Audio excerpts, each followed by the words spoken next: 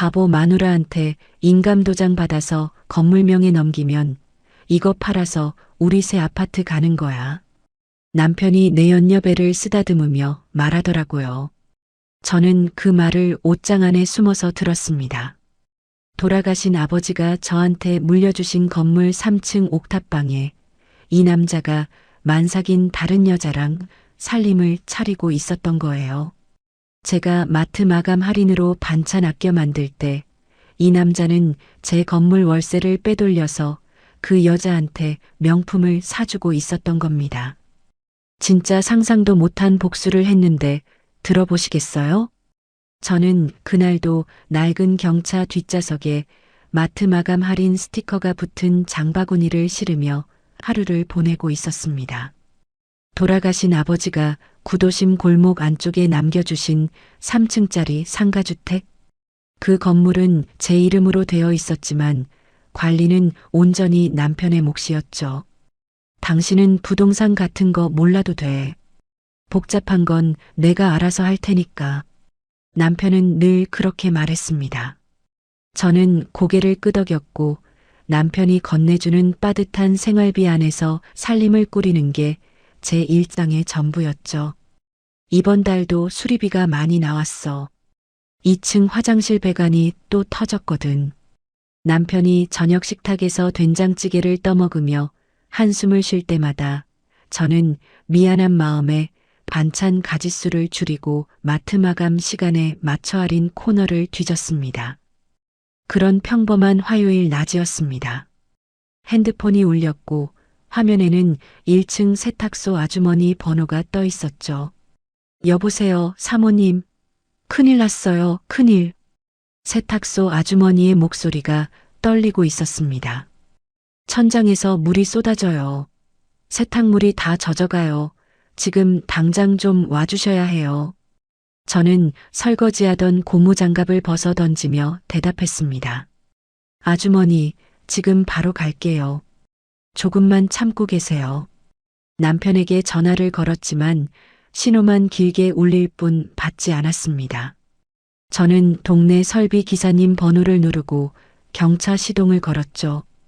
건물에 도착하니 1층 세탁소 천장에서 진짜로 물이 줄줄 흘러내리고 있었습니다.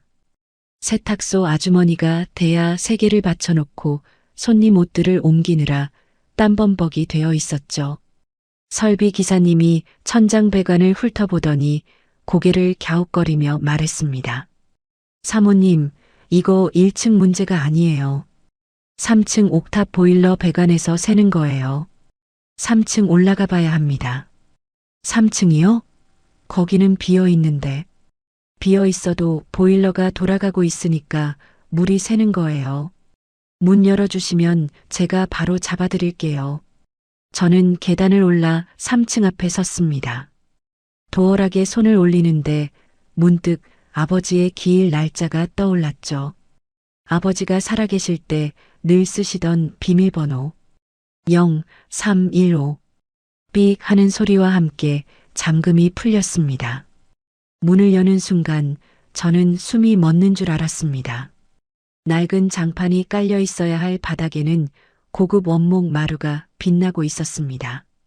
거실 한쪽에는 백화점에서나 볼 법한 아기 침대가 놓여 있었고 그 옆에는 분홍색 유모차까지 가지런히 세워져 있었죠. 그리고 벽에 걸린 대형 액자 속에서 남편이 웃고 있었습니다. 옆에는 제가 한 번도 본 적 없는 젊은 여자가 만삭의 배를 내밀고 서 있었죠.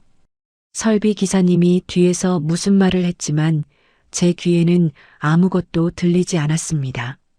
저는 떨리는 다리를 끌고 안방 문을 열었습니다. 킹사이즈 침대 위에서 배가 볼록한 젊은 여자가 한쪽 팔을 이마에 올린 채 새근새근 낮잠을 자고 있었죠. 치가 떨렸습니다. 손끝이 하얗게 질려가는 걸 느끼면서도 저는 핸드폰을 꺼냈습니다. 화장대 위에 남편 지갑, 옷장에 걸린 남편의 양복들, 냉장고에 붙은 산부인과 초음파 사진, 신발장에 나란히 놓인 남편의 구두와 여자의 슬리퍼, 하나도 빠짐없이 찍었습니다. 그때 현관문 비밀번호 누르는 소리가 들렸죠. 저는 반사적으로 안방 옷장 문을 열고 옷 사이로 몸을 밀어 넣었습니다. 심장이 귀까지 쿵쿵 울렸지만 저는 핸드폰 녹음 버튼을 눌렀습니다. 찰떡이 엄마 나왔어. 백화점에서 이유식 그릇 세트 사왔어. 남편의 목소리였습니다. 집에서 저한테는 한 번도 써본 적 없는 달콤하게 녹아내리는 그런 목소리. 오빠, 나 허리 아파서 죽는 줄 알았어. 빨리 와서 좀 주물러줘. 여자가 잠에서 깨며 칭얼거리는 소리가 들렸습니다. 알았어, 자기야. 아 참, 나 다음 주에 바보 마누라한테 인감도장 받아낼 거야. 세금 감면 서류라고 하면 의심도 안 해. 남편이 비닐봉지를 내려놓는 소리가 바스락거렸습니다.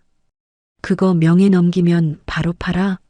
우리 새 아파트 가는 거지? 당연하지. 이 건물 팔면 10억은 넘어. 그 돈이면 찰떡이 어린이집부터 학원비까지 걱정 없어. 저는 옷장 안에서 입술을 깨물었습니다. 피 맛이 났지만 소리를 낼 수 없었죠. 두 사람이 외식을 나가고 현관문이 닫히는 소리를 확인한 뒤에야 저는 옷장 밖으로 나왔습니다. 다리에 힘이 없어 벽을 짚으며 계단을 내려왔고 골목길에 세워둔 경차 운전석에 쓰러지듯 앉았습니다. 운전대에 이마를 대니 눈물이 쏟아졌습니다.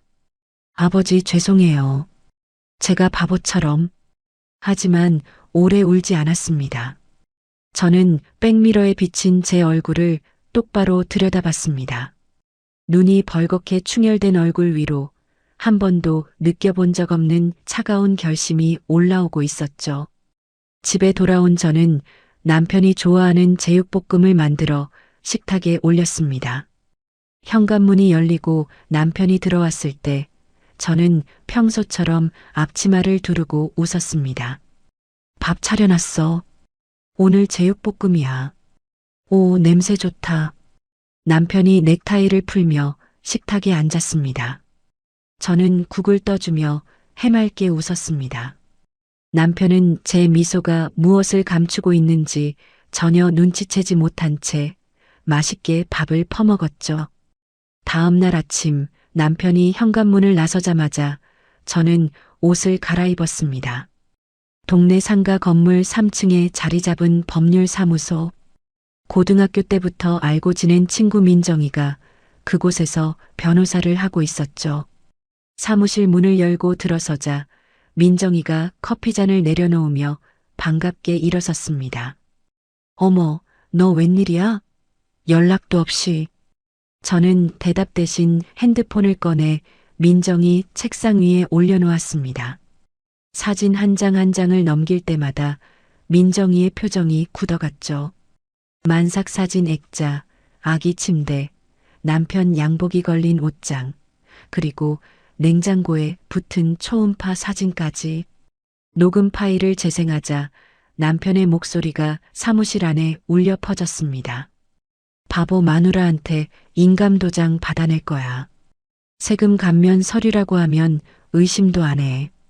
민정이가 볼펜을 손가락 사이에 끼운 채 저를 똑바로 바라봤습니다. 너 어떻게 하고 싶어? 합법적으로.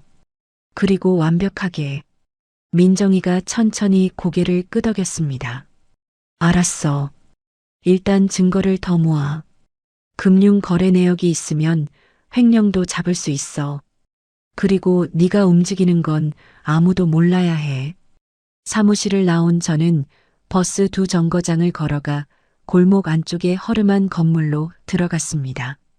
2층에 만사형통 심부름센터라는 간판이 붙어 있었죠. 문을 열자 50대 중반쯤 되어 보이는 남자가 책상 뒤에서 신문을 내려놓으며 고개를 들었습니다. 동네에서 입이 무겁고 일 처리가 깔끔하기로 소문난 강 소장이었죠. 무슨 일로 오셨어요? 저는 의자에 앉으며 봉투 하나를 꺼냈습니다. 남편의 사진과 내 연녀의 얼굴이 찍힌 만삭 사진 출력본이 들어 있었죠. 이 남자가 제 남편이에요. 이 여자랑 뒷조사 좀 해주세요. 특히 돈거래 내역이 필요해요. 강 소장이 사진을 훑어보더니 안경을 밀어 올렸습니다. 어디까지 파면 될까요? 숨겨놓은 돈이 어디로 갔는지, 뭘 사고 어디를 다녔는지 다 알아야 해요. 알겠습니다. 5일이면 됩니다. 저는 조사비를 성금으로 건네고 심부름센터를 나왔습니다. 그로부터 5일 뒤 강 소장에게서 연락이 왔습니다. 동네 카페 구석자리에서 만난 강 소장이 갈색 서류 봉투를 밀어왔죠. 사모님, 예상보다 심합니다. 저는 봉투를 열었습니다. 남편이 제 건물에서 받아간 월세 내역서, 그 돈이 내연녀 이름의 통장으로 이체된 기록, 백화점 명품관 카드 결제 내역, 그리고 두 사람 이름으로 예약된 베트남 다낭 풀빌라 항공권과 숙소 예약 확인서. 강 소장이 커피를 한 모금 마시며 말했습니다. 월세가 매달 350만 원인데 사모님한테는 한 푼도 안 갔더라고요. 6개월치만 해도 2,100만 원이에요. 그 돈이 고스란히 저 여자 생활비랑 여행 경비로 나갔습니다. 저는 서류를 봉투에 다시 넣으며 입술을 꾹 다물었습니다. 손가락 끝이 차가워지는 걸 느꼈지만 표정은 흔들리지 않았죠. 감사합니다. 한 가지 더 부탁이 있어요. 이 남자가 동네 부동산 브로커를 만나는지 계속 따라봐 주세요. 알겠습니다. 그날 저녁 저는 평소보다 일찍 저녁을 차리고 남편을 기다렸습니다. 현관문이 열리고 남편이 구두를 벗으며 거실로 들어왔죠. 뭐야, 오늘 상차림이 좋은데. 저는 부엌에서 국 냄비를 들고 나오며 웃었습니다. 당신이 건물 관리하느라 고생이 많잖아. 이번 달도 수리비 나갔다며? 미안해서 내가 좀 신경 썼어. 남편이 저의 머리를 쓱 쓸어넘기며 의자에 앉았습니다. 괜찮아. 낡은 건물이 다 그렇지 뭐. 저는 밥을 퍼주며 남편의 얼굴을 살폈습니다. 거짓말을 하면서도 눈 하나 깜짝하지 않는 그 뻔뻔한 얼굴. 저도 웃었습니다. 남편보다 더 자연스럽게. 일주일이 지났을 때 남편이 먼저 말을 꺼냈습니다. 소파에 나란히 앉아 TV를 보고 있을 때였죠. 여보, 나 내일 인감도장하고 신분증 좀 줄 수 있어? 구청에 세금 감면 신고를 해야 하는데 서류에 소유주 도장이 필요하거든. 저는 TV에서 눈을 떼지 않은 채 대답했습니다. 아, 그래. 장롱 서랍에 있으니까 내일 아침에 꺼내줄게. 응, 고마워. 남편이 리모컨을 돌리며 아무렇지 않게 채널을 바꿨습니다. 그날 밤 남편이 잠든 뒤 저는 장롱 서랍에서 인감도장을 꺼냈습니다. 서랍장 위에 놓아둔 커터칼을 집어들고 도장 테두리 아랫부분에 칼끝을 아주 살짝 그었죠. 눈을 크게 뜨고 봐야 겨우 보이는 정도의 미세한 흠집 하나. 저는 도장을 다시 케이스에 넣으며 속으로 중얼거렸습니다. 이 작은 흠집 하나가 당신을 감옥으로 보내줄 거야. 다음 날 아침 저는 웃는 얼굴로 인감도장을 남편 손에 쥐어줬습니다. 여기, 잃어버리지 마. 당연하지. 금방 가져다 줄게. 남편이 도장을 양복 안주머니에 넣고 현관을 나서는 뒷모습을 바라보며 저는 앞치마 끈을 고쳐 묶었습니다. 3일 뒤 강 소장에게서 사진이 도착했습니다. 동네 부동산 사무실 안에서 남편이 브로커와 마주 앉아 서류를 작성하고 있는 모습. 확대하니 서류 상단에 증여계약서라는 글자가 선명하게 보였죠. 저는 그 사진을 저장하고 핸드폰을 내려놓았습니다. 그리고 연락처를 뒤져 오랜 고향 선배의 번호를 찾았죠. 지역에서 철거 업체를 운영하는 형식이 선배. 저는 전화를 걸었습니다. 선배, 저 은주예요. 오랜만에 뵐 일이 있는데 내일 시간 되세요? 다음 날 오후 철거업체 사무실에서 형식이 선배를 만났습니다. 저는 상황을 간략하게 설명했고 선배는 팔짱을 끼고 천장을 올려다보더니 입을 열었죠. 은주야, 그 건물 지은 지 40년 넘었지? 네. 그 정도면 해체 허가 금방 나와. 문제는 내 남편이 철거 비용까지 떠안게 만드는 거잖아. 선배가 책상 서랍에서 계약서 양식 한 장을 꺼내 펼쳤습니다. 이거 철거 공사 도급 계약서야. 여기에 내 남편 이름이 올라가면 공사비 전액이 이 사람 책임이 되는 거지. 해체 동의서랑 같이 끼워 넣으면 돼. 저는 그 계약서를 들여다보며 고개를 끄덕였습니다. 선배, 남편이 다음 주에 그 여자랑 다낭으로 여행 가요. 형식이 선배가 볼펜을 톡톡 두드리며 씩 웃었습니다. 그때 부수면 되겠네. 저는 자리에서 일어나며 선배에게 고개를 숙였습니다. 집으로 돌아오는 길, 경차 창문 너머로 노을이 지고 있었습니다. 저는 핸들을 잡은 손에 힘을 주며 달력을 떠올렸죠. 남편의 다낭 출발일까지 딱 8일. 저는 그날을 빨간 펜으로 동그라미 쳤습니다. 남편이 가짜 증여 계약서를 꾸민 지 일주일이 지났습니다. 저는 그 사이 인터넷에서 구청 건축과 공문 양식을 찾아 출력했죠. 서식 상단에 구청 로고를 넣고 본문에는 건물 노후화에 따른 붕괴 위험 긴급 철거 명령이라는 문구를 또박또박 적어 넣었습니다. 미이행 시 이행강제금 부과 예고라는 겁나는 문장까지 덧붙여서 진짜 공문처럼 보이도록 꾸몄죠. 저는 그 가짜 통지서를 우리 집 우편함에 꽂아두고 거실 소파에 앉아 남편을 기다렸습니다. 해가 질 무렵 현관 바깥에서 남편이 우편함을 여는 소리가 들렸습니다. 잠시 정적이 흐르더니 남편이 벌컥 현관문을 열고 들어왔죠. 남편의 얼굴이 하얗게 질려 있었습니다. 여보, 이거 봤어? 남편이 떨리는 손으로 종이를 내밀었습니다. 저는 받아들고 눈을 크게 뜨며 읽는 척했죠. 이게 뭐야, 붕괴 위험? 긴급 철거? 구청에서 보낸 거야. 철거 안 하면 벌금이 수천만 원이래. 저는 종이를 든 손을 와들와들 떨며 소파에 주저앉았습니다. 어떻게 여보. 우리 전 재산이 그 건물인데 벌금으로 다 날아가면 어떡해. 눈에 힘을 주니 눈물이 고였습니다. 저는 코를 훌쩍이며 남편의 팔을 잡았죠. 당신이 어떻게든 해줘야지. 나는 이런 거 아무것도 모르잖아. 남편이 소파 팔걸이를 움켜쥐며 핸드폰을 꺼냈습니다. 화면에 박 사장이라는 이름이 떴죠. 제가 돈으로 미리 매수해둔 동네 부동산 브로커였습니다. 박 사장님, 나 지금 급한 일이 생겼는데 구청에서 건물 철거 명령이 떨어졌어요. 전화기 너머로 브로커의 목소리가 새어나왔습니다. 아이고, 그 동네 옛날 건물들 요즘 다 그래요. 구청에서 한번 찍으면 피할 수가 없어요. 빨리 부수고 땅으로 파는 게 이득이에요. 남편이 전화를 끊고 이마를 문질렀습니다. 뭔가 계산하는 눈빛이었죠. 여보, 어차피 낡은 건물이야. 부숴버리고 빈 땅으로 팔면 오히려 돈이 더 돼. 벌금 맞느니 지금 부수는 게 낫지. 저는 눈물을 닦으며 고개를 끄덕였습니다. 당신 말이 맞아. 근데 어떻게 해야 하는 거야? 구청에 뭐 내야 하는 거 아니야? 내가 알아볼게. 서류만 몇 장 내면 돼.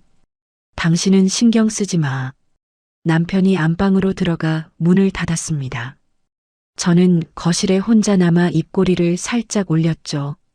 완벽하게 물었습니다. 다음 날 저녁 남편이 퇴근길에 서류 봉투를 하나 들고 왔습니다. 식탁 위에 펼쳐놓은 서류가 대여섯 장. 남편이 볼펜을 꺼내며 말했죠.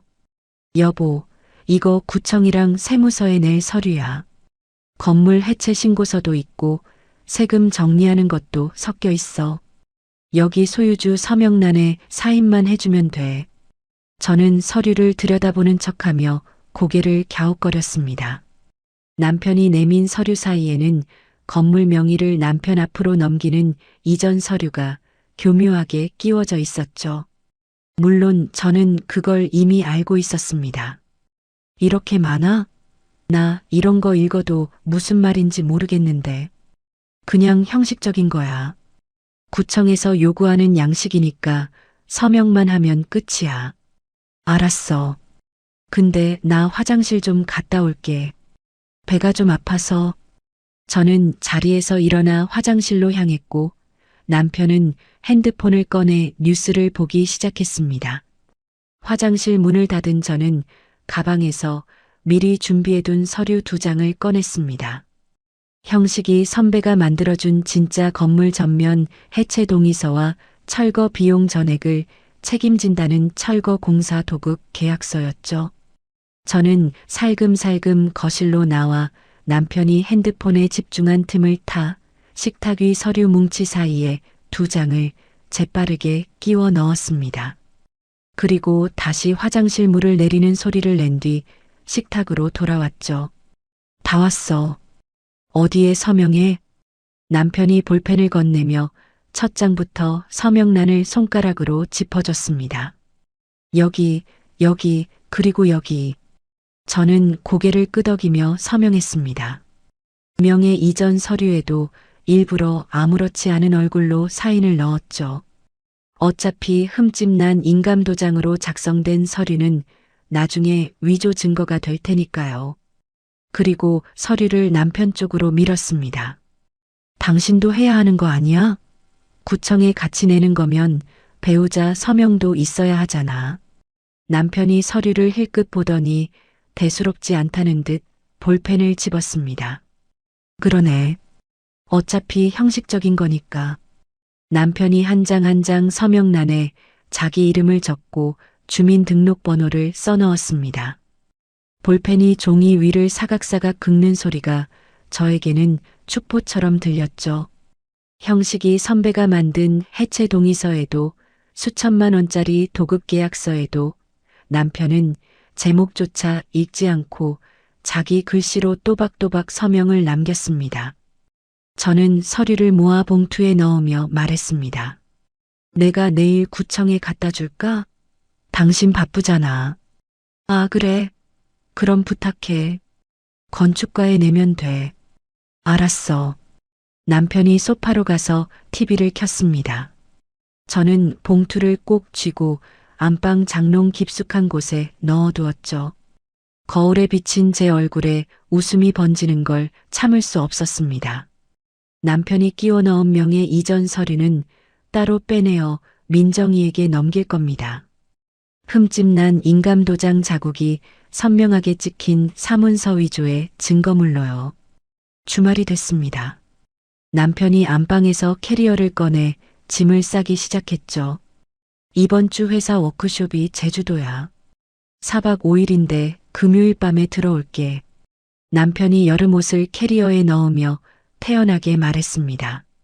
저는 다림질한 셔츠를 접어 건네주며 대답했죠. 당신 선크림 챙겼어?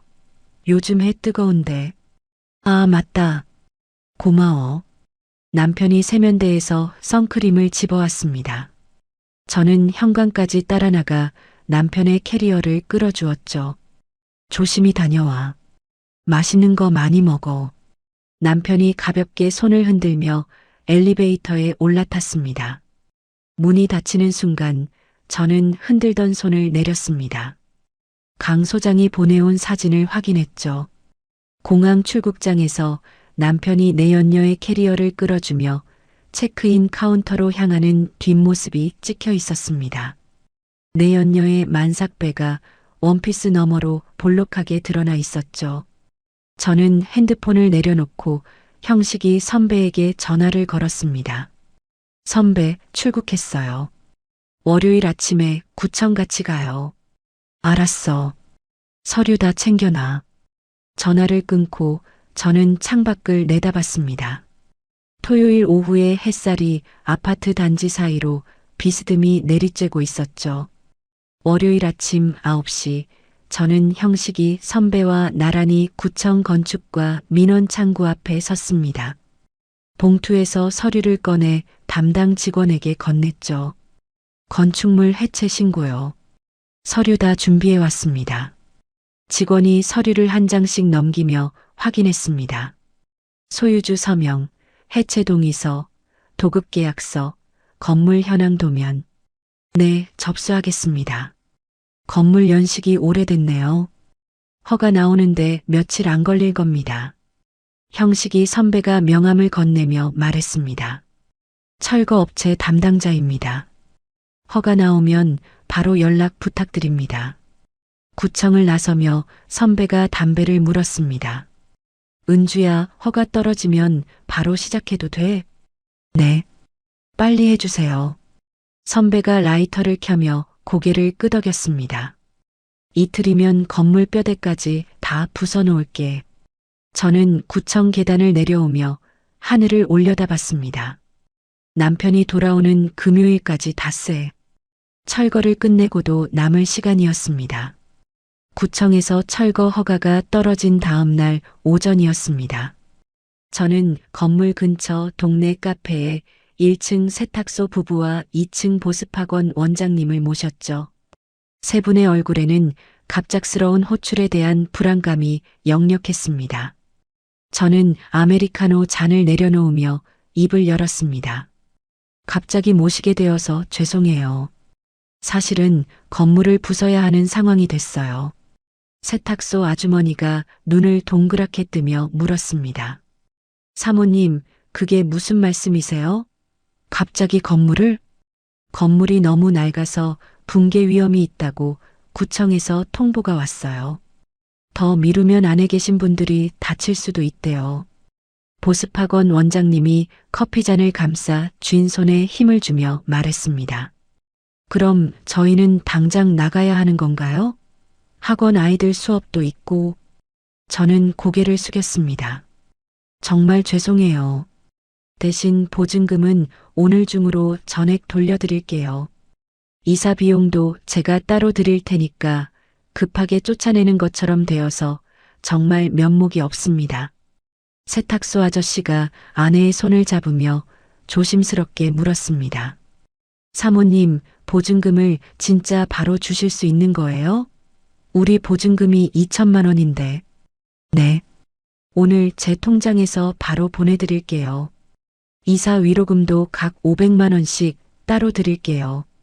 저는 아버지가 제 이름으로 남겨두셨던 비상용 정기예금을 어제 해지했습니다. 남편은 이 통장의 존재조차 몰랐죠.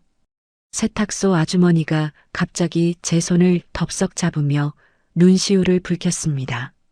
사모님 고마워요. 요즘 세상에 이렇게 해주시는 집주인이 어디 있어요. 아주머니 아니에요. 제가 더 일찍 말씀드렸어야 하는 건데. 저는 그 자리에서 핸드폰으로 세 분의 계좌에 보증금과 위로금을 송금했습니다. 보습학원 원장님의 핸드폰에 입금 알림이 울리자 원장님이 고개를 깊이 숙였죠. 감사합니다, 사모님.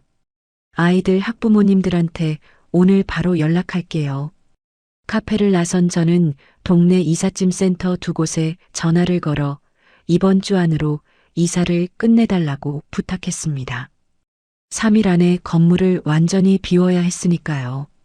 세탁소 부부는 이틀 만에 짐을 뺐고 보습학원 원장님도 사흘째 되는 날 마지막 책상까지 옮겼습니다. 저는 매일 현장에 나가 이삿짐 나르는 것을 도왔죠. 무거운 세탁기를 트럭에 실을 때 세탁소 아저씨가 땀을 닦으며 제게 말했습니다. 사모님, 나중에 새 건물 올리시면 그때 다시 불러주세요. 이동리가 정들어서. 꼭 그럴게요, 아저씨. 건물이 텅 비워진 날, 형식이 선배가 이끄는 철거반이 도착했습니다. 대형 트럭 세대가 골목 입구를 막고 인부 12명이 장비를 내리기 시작했죠. 건물 사방으로 강철 비계가 올라가고 그 위에 초록색 분진 가림막이 겹겹이 둘러졌습니다. 골목을 지나는 동네 사람들이 고개를 갸웃거렸지만 가림막 너머로는 아무것도 보이지 않았죠. 철거반 반장이 장갑을 벗으며 제게 다가왔습니다. 사장님, 3층 옥탑에 가구가 잔뜩 있는데요. 새 것들이던데 따로 빼놓을까요? 저는 3층을 올려다보며 대답했습니다. 전부 산업 폐기물이에요. 하나도 남기지 말고 다 부숴주세요. 반장이 잠깐 눈을 깜빡이더니 고개를 끄덕였습니다. 알겠습니다. 그때 핸드폰이 울렸습니다. 남편이 보낸 문자였죠. 야자수 아래 수영장이 보이는 사진과 함께 오늘 일정 빡세다. 내일 밤에 들어갈게라는 메시지. 저는 문자를 읽고 핸드폰을 주머니에 넣었습니다. 그리고 통신사 앱에서 수신 차단이 정상적으로 작동하고 있는지 한 번 더 확인했죠. 남편의 번호로 걸려오는 모든 해외 전화는 연결되지 않는 상태. 동네 지인이 아무리 전화를 해도 남편은 받을 수 없었습니다. 저는 형식이 선배에게 걸어가 말했습니다. 선배, 내일 아침에 3층 옥탑부터 부숴주세요. 선배가 안전모를 벗으며 고개를 끄덕였습니다. 굴삭기 내일 새벽에 들어온다. 아침 8시에 시작할게. 네. 부탁드려요. 해가 지고 어둠이 내려앉은 뒤 저는 혼자 3층 옥탑방에 올라갔습니다. 전기가 끊긴 방 안은 캄캄했고 핸드폰 불빛에 의지해 거실을 둘러봤죠. 벽에 걸린 액자가 보였습니다. 남편이 내연녀의 어깨를 감싸고 환하게 웃고 있는 사진. 저는 액자를 벽에서 떼어 바닥에 내던졌습니다. 유리가 깨지는 소리가 빈 방 안에 쩡하고 울렸죠. 저는 구두 뒤꿈치로 그 사진을 짓밟았습니다. 한 번, 두 번, 세 번. 숨이 가빠졌지만 눈물은 나오지 않았습니다. 더 이상 울 마음이 남아있지 않았으니까요.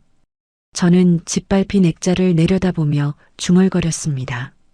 내일이면 흔적도 안 남아. 옥탑방을 나와 계단을 내려왔습니다. 텅 빈 건물은 쥐 죽은 듯 고요했고 제 구두 소리만 메아리 쳤죠. 골목길에 세워둔 경차에 올라탄 저는 시트를 뒤로 젖혔습니다. 가림막 너머로 굴삭기의 거대한 팔이 가로등 불빛에 어슴풀에 비쳐 보였죠. 저는 눈을 감지 않았습니다. 운전석에 기대어 어둠 속의 굴삭기를 바라보며 아침이 오기만을 기다렸습니다. 새벽 공기가 차창을 적시기 시작할 때쯤 동쪽 하늘이 연한 회색빛으로 밝아오고 있었죠. 저는 차 시동을 걸어 히터를 틀고 손가락을 녹였습니다. 형식이 선배가 보낸 문자가 도착했습니다. 장비 점검 끝. 8시 정각에 시작한다. 저는 백미러를 보며 흐트러진 머리카락을 정리했습니다. 거울 속의 제 눈에는 지난 몇 주 동안 한 번도 보지 못했던 것이 담겨 있었죠. 시계를 확인했습니다. 오전 7시 42분. 18분 뒤면 모든 것이 시작됩니다.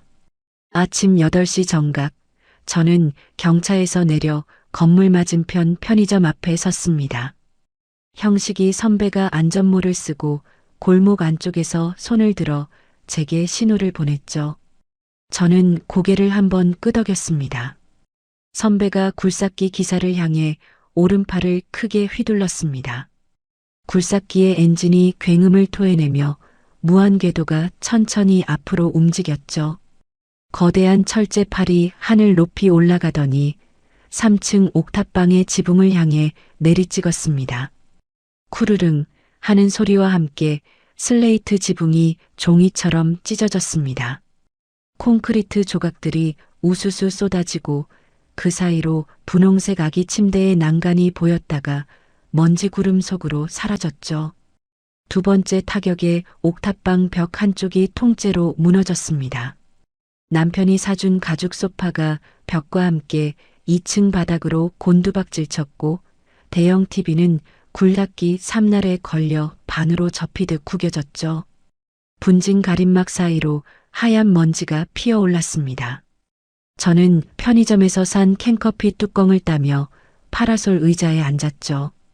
내연녀가 사모은 명품 화장대가 콘크리트 파편에 깔려 납작해지는 모습이 가림막 틈새로 얼핏 보였습니다. 분홍색 유모차 바퀴가 자네 더미 위로 굴러나와 골목 한쪽에 멈춰섰죠. 저는 따뜻한 커피를 한 모금 마시며 그 광경을 지켜봤습니다. 가슴이 뻥 뚫리는 것 같았습니다. 형식이 선배가 안전모의 먼지를 털며 제게 걸어왔죠. 은주야, 3층은 거의 끝났어. 2층 들어갈게. 네, 선배. 빨리 해주세요. 선배가 주머니에서 서류 한 장을 꺼내 보여줬습니다. 남편의 친필 서명이 박힌 철거 공사 도급 계약서 사본이었죠. 이거 있으니까 너한테는 아무 책임 없어. 공사비도 폐기물 처리비도 전부 여기 서명한 사람 몫이야. 저는 고개를 끄덕이며 지갑에서 봉투를 꺼냈습니다. 선배, 인부분들 수고비예요. 속도 좀 올려주세요. 알았어. 모레면 다 끝나. 선배가 다시 현장으로 돌아가고 굴삭기가 2층 보습학원 자리를 허물기 시작했습니다. 책상과 의자들이 나무 조각처럼 부서져 쏟아졌고 칠판이 두 동강 나서 잔해 위에 떨어졌죠. 저는 캔커피를 다 마시고 빈 캔을 쓰레기통에 넣은 뒤 핸드폰을 확인했습니다. 남편에게서 문자가 와 있었죠. 여보, 내일 모레 저녁 비행기로 들어간다. 공항에서 바로 집 갈게. 저는 답장을 보냈습니다. 응, 알았어. 맛있는 거 사올까? 아니야, 괜찮아. 피곤해서 바로 자고 싶어? 저는 핸드폰을 주머니에 넣고 다시 현장을 바라봤습니다. 1층 세탁소 자리의 벽이 굴삭기에 밀려 먼지를 일으키며 쓰러지고 있었죠. 이틀간의 작업이 계속됐습니다. 첫째 날에 건물의 뼈대가 드러났고 둘째 날에는 그 뼈대마저 산산조각 났죠. 폐기물 트럭이 5번을 오가며 잔해를 실어 날랐습니다. 바닥 평탄화까지 끝난 날 오후 형식이 선배가 전화를 걸어왔습니다. 은주야, 다 끝났어. 와서 확인해. 저는 경찰을 몰고 현장으로 갔습니다. 골목 안쪽으로 들어서자 3층짜리 건물이 서 있던 자리가 텅 빈 흙밭으로 변해 있었죠. 굴삭기 바퀴 자국만 선명한 황량한 공터, 잡초 한 폭이 없는 갈색 흙바닥이 오후 햇살 아래 드러나 있었습니다. 저는 차에서 내려 공터 한가운데로 걸어갔습니다. 구두 밑에서 마른 흙이 바스락거렸죠. 여기에 아버지의 건물이 있었습니다. 아버지가 젊은 시절 땀 흘려 지으신 작지만 단단한 3층짜리 집. 그 건물을 남편이 더럽혔고 제가 부숴버렸습니다. 저는 공터 한가운데 서서 눈을 감았습니다. 아버지, 죄송해요. 그리고 고마워요. 이 자리에 새 건물 올릴게요. 제 손으로 직접. 잠시 묵념을 하고 눈을 떴을 때 형식이 선배가 옆에 와 서 있었죠. 잘했어, 은주야. 고마워요, 선배. 저는 공터를 등지고 차로 돌아왔습니다. 그리고 통신사 앱에 접속해 남편 핸드폰의 해외 수신 차단을 해제했죠. 이제 됐습니다. 남편이 내일 저녁 비행기를 타면 공항에 내리자마자 밀린 부재중 전화를 확인하게 될 테니까요. 1시간도 채 지나지 않아 남편에게서 전화가 걸려왔습니다. 화면에 남편 이름이 뜨고 저는 3번째 벨이 울릴 때 전화를 받았죠. 여보, 남편의 목소리가 떨리고 있었습니다. 여보, 건물이 어떻게 된 거야? 박 사장이 건물 없어졌다고 부재중이 20통이 넘게 와 있어. 저는 경차 창문을 열었습니다. 공터에서 선배네 인부들이 마지막 장비를 트럭에 싣는 쇠 부딪히는 소리가 크게 울렸죠. 아, 여보. 당신이 서류에 서명했잖아. 철거 공사 아주 깔끔하게 끝났어. 조심히 와. 뭐? 무슨 소리야? 나 내일 비행기인데 그게 무슨... 저는 전화를 끊었습니다. 백미러에 비친 텅 빈 공터를 한 번 더 바라보고 시동을 걸어 골목을 빠져나왔죠. 핸들을 잡은 손이 더 이상 떨리지 않았습니다. 남편이 공항에서 택시를 타고 도착한 건 그날 오후 4시쯤이었습니다. 저는 공터 맞은편 골목에 경찰을 세워두고 운전석에서 지켜보고 있었죠. 형식이 선배네 직원 4명이 제 차 뒤쪽에 서서 팔짱을 끼고 대기하고 있었습니다. 택시가 골목 입구에 멈춰서자 남편이 뒷문을 벌컥 열고 뛰어내렸습니다. 뒤이어 내연녀가 만삭의 배를 부여잡으며 천천히 내렸죠. 캐리어 2개가 택시 트렁크에서 꺼내지지도 않은 채 길바닥에 나뒹굴었습니다. 남편이 골목 안쪽으로 뛰어들어갔습니다. 그리고 멈춰섰죠. 건물이 있던 자리에는 아무것도 없었습니다. 굴삭기 바퀴 자국만 남은 황량한 흙밭이 오후 햇살 아래 펼쳐져 있을 뿐이었죠. 남편의 무릎이 꺾였습니다. 흙바닥 위에 털썩 주저앉더니 두 손으로 땅을 짚었죠. 아니, 이게... 내연녀가 헐떡이며 뒤따라왔습니다. 공터를 보더니 입을 벌린 채 그 자리에 얼어붙었죠. 오빠, 이게 뭐야? 우리 집이 어디 간 거야? 저는 천천히 차 문을 열고 내렸습니다. 구두 뒤꿈치가 콘크리트 바닥을 또각또각 울리며 두 사람을 향해 걸어갔죠. 입꼬리를 살짝 올리고 여유롭게. 남편이 고개를 돌렸습니다. 저를 발견한 남편의 눈이 순간적으로 커졌죠. 너 네가 한 거야? 저는 대답 없이 두 사람 앞에 멈춰 섰습니다. 남편이 흙을 묻힌 손으로 바닥을 짚고 벌떡 일어나더니 제게 달려들었죠. 이 미친년이 내 건물을 왜 부숴? 남편의 손이 제 어깨에 닿기 직전 뒤에서 대기하던 철거업체 직원 2명이 남편의 양팔을 잡아 뒤로 확 밀었습니다. 남편이 중심을 잃고 흙바닥에 엉덩이부터 낮아빠졌죠. 저는 한 발자국도 물러서지 않고 남편을 내려다봤습니다. 내 건물? 여보, 그건 우리 아버지가 나한테 물려주신 건물이야. 남편이 흙을 털며 일어나려다 다시 주저앉았습니다. 다리에 힘이 없는 게 눈에 보였죠. 장인어른 건물을 왜 내 맘대로 부숴? 저는 고개를 약간 기울이며 남편의 얼굴을 찬찬히 들여다봤습니다. 여보, 장인어른 건물은 왜 당신 맘대로 갖다 썼어?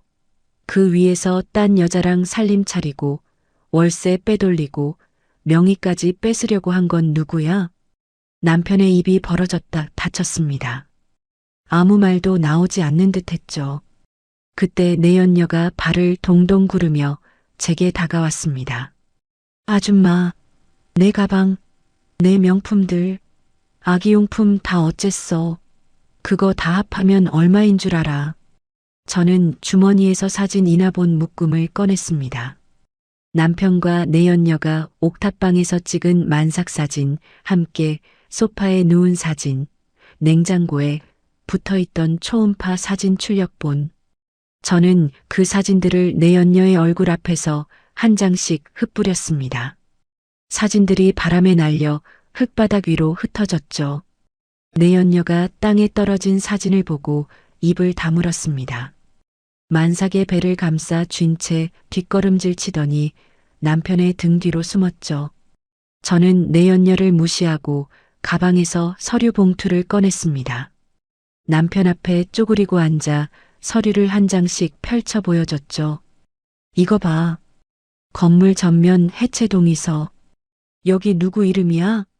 남편의 시선이 서류 위로 떨어졌습니다. 자기 이름 석자와 주민등록번호, 그리고 또박또박한 자기 필체의 서명. 그리고 이거. 철거 공사 도급 계약서. 공사비 4,800만 원 전액 부담. 계약자 이름 당신이야. 남편의 얼굴에서 핏기가 사라졌습니다. 입술이 파르르 떨리더니 서류를 낚아채려 손을 뻗었죠. 저는 서류를 재빠르게 뒤로 뺐습니다. 못 찢어. 이건 사본이야. 원본은 변호사한테 있어. 남편이 머리카락을 두 손으로 움켜쥐었습니다. 아니, 그건 구청 서류라고. 내가 왜? 당신이 나 속이려고 내밀었던 가짜 서류 사이에 끼워 넣은 거야. 당신 제목도 안 읽고 서명했잖아. 나 바보인 줄 알았지? 남편이 흙바닥에 이마를 박듯 고개를 떨구었습니다. 온몸을 사시나무처럼 떨고 있었죠. 저는 일어서며 마지막 서류 한 장을 더 꺼냈습니다. 남편이 부동산 브로커와 함께 만들었던 가짜 증여 계약서 사본. 흠집난 인감 도장이 찍힌 바로 그 서류였죠. 이것도 알지? 내 건물을 당신 명의로 빼돌리려고 만든 가짜 증여 계약서. 도장 테두리에 흠집 있는 거 보여? 내가 일부러 낸 거야.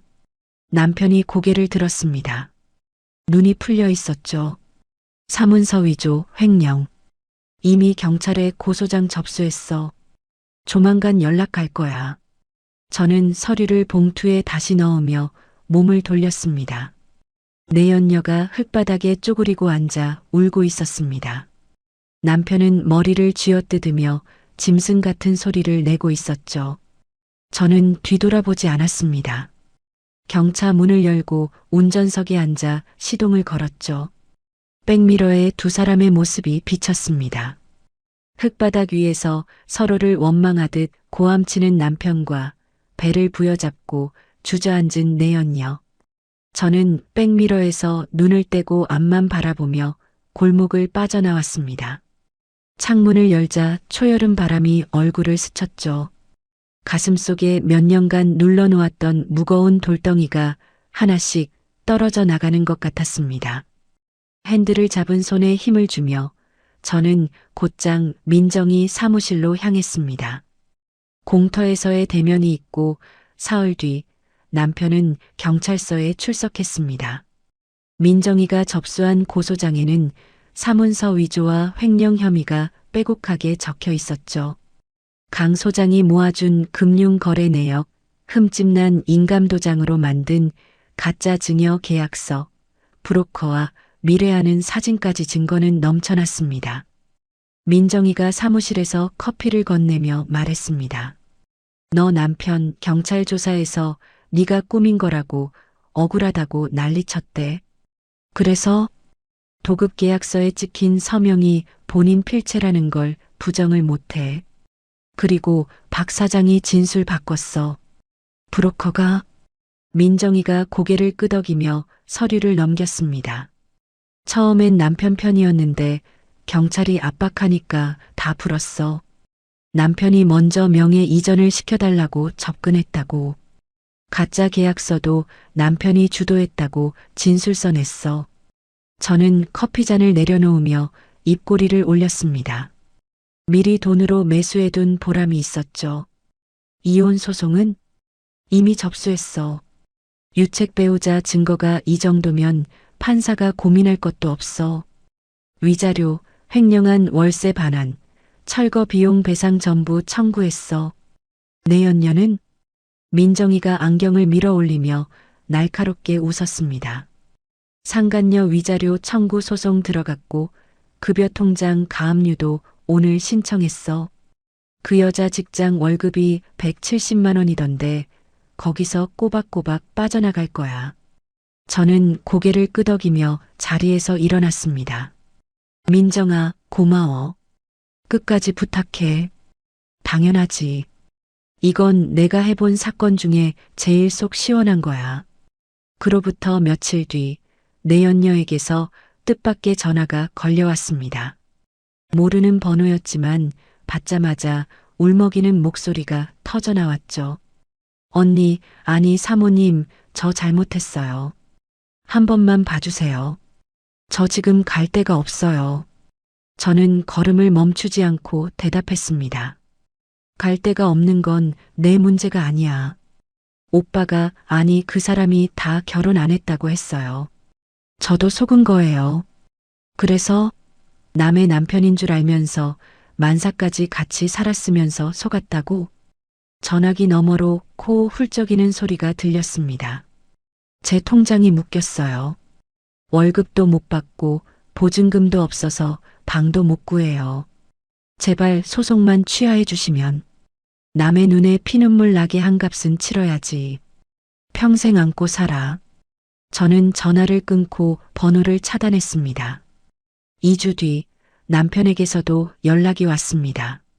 새벽 2시에 문자가 도착했죠. 은주야, 나 잘못했어.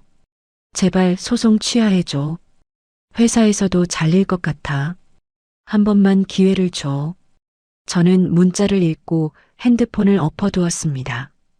답장하지 않았죠. 다음 날 민정이에게서 연락이 왔습니다. 은주야, 너 남편 회사에서 잘렸대. 불륜하고 사기 혐의로 입건된 거 회사에 소문 퍼졌나 봐. 권고사직?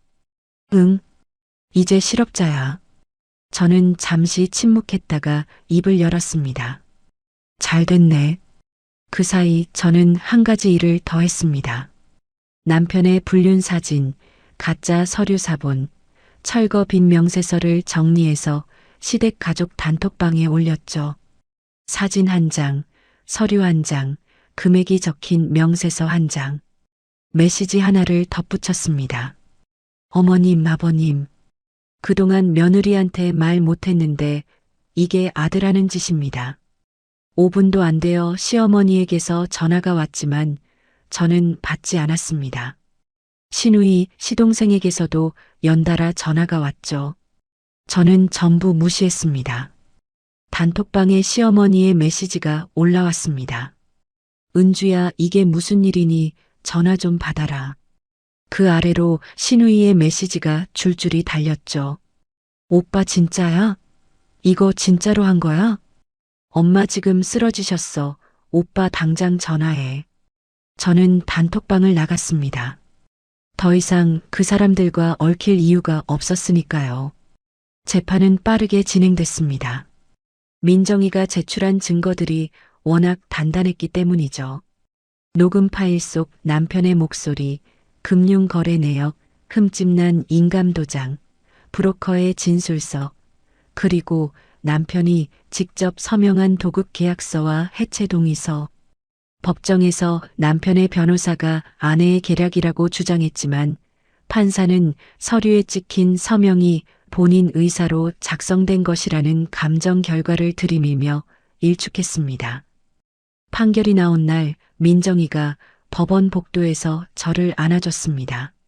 완승이야. 100% 유책, 위자료 전액, 횡령 월세 반환, 철거 비용 배상 전부 인정됐어. 내연녀는 위자료 3천만 원 지급 명령.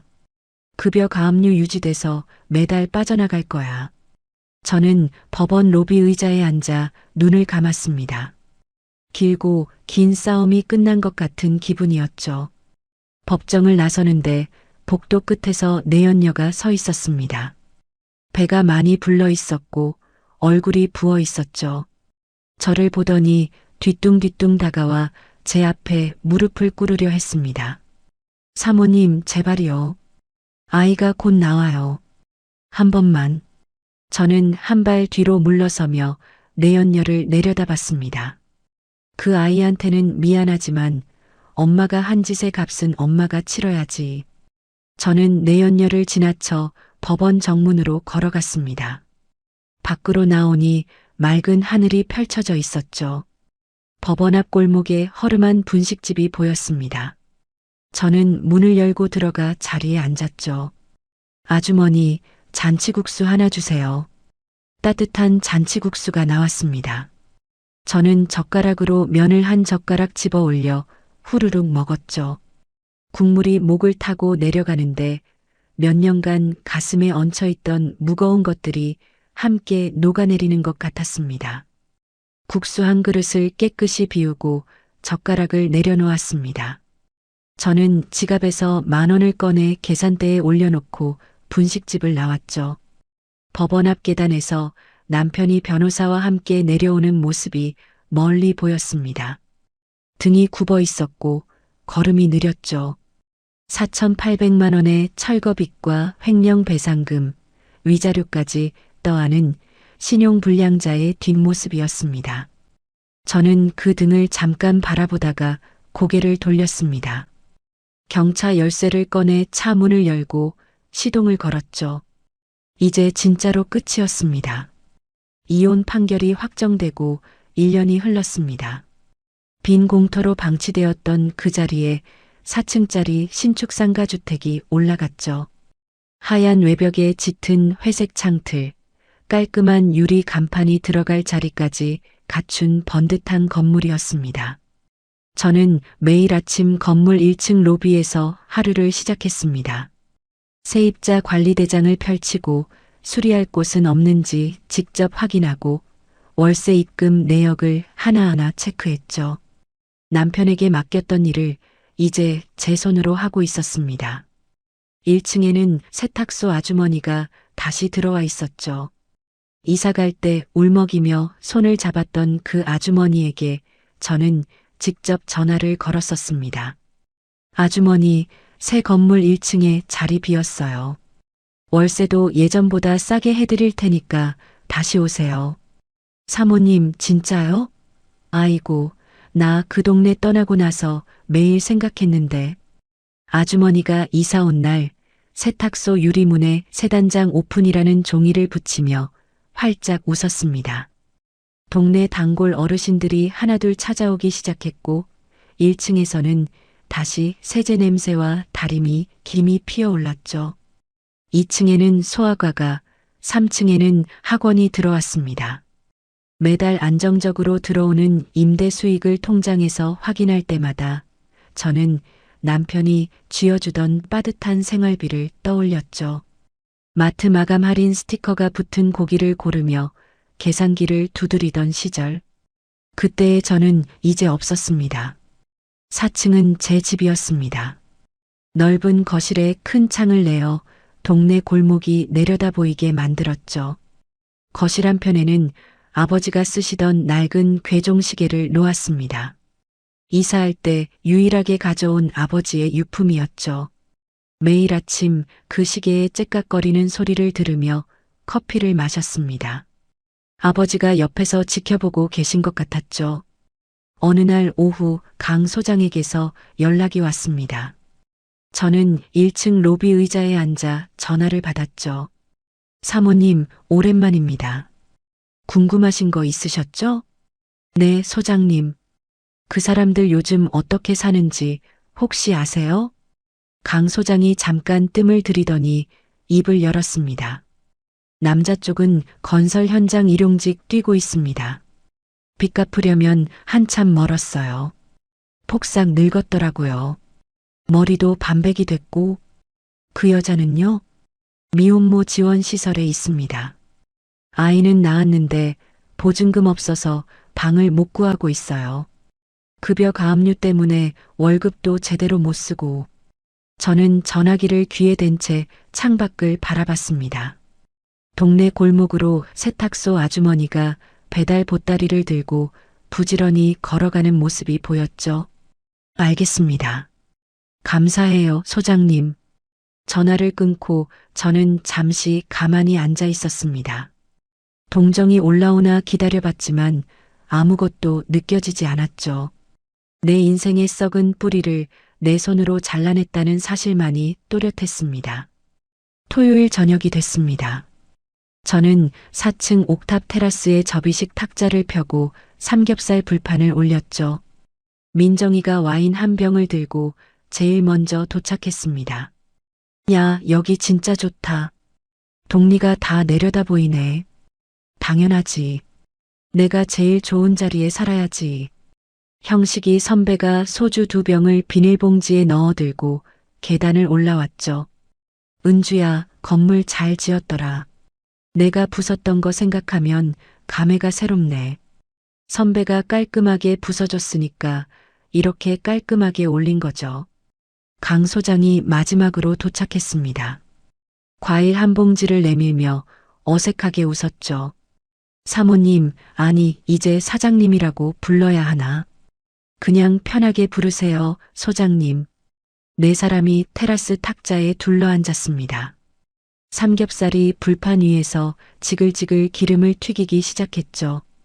형식이 선배가 소주잔을 돌리며 말했습니다. 자, 한 잔씩 따라. 오늘 건배 사는 은주가 해. 민정이가 소주를 따르며 맞장구 쳤죠. 맞아. 주인공이 해야지. 저는 소주잔을 들어 올렸습니다. 테라스 난간 너머로 동네 골목에 가로등이 하나둘 켜지고 있었죠. 1년 전 이 자리에 굴삭기가 서 있었다는 게 믿기지 않았습니다. 나를 도와준 사람들한테 감사합니다. 그리고 저는 잠깐 말을 멈추고 하늘을 올려다봤습니다. 초저녁 하늘에 별 하나가 보였죠.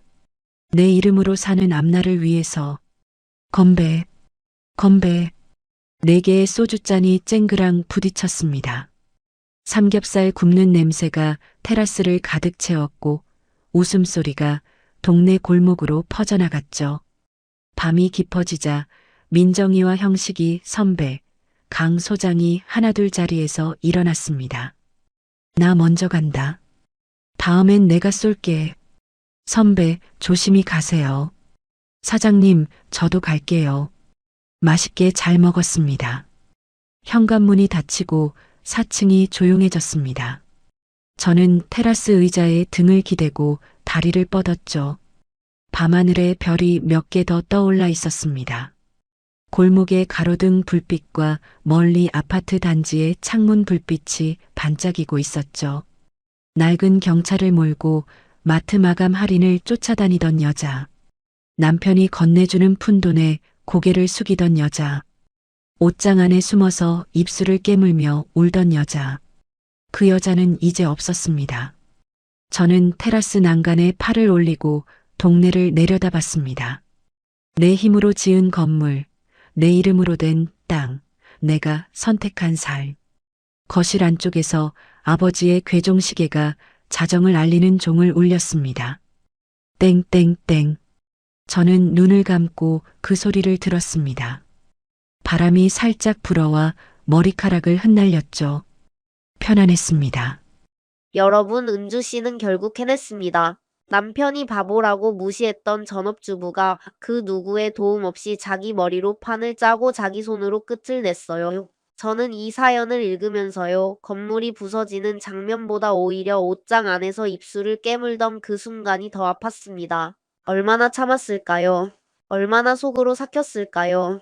이 사연을 소개하는 저도 이렇게 답답해 미칠 것 같은데, 사연자 은주 씨는 오죽했을까요?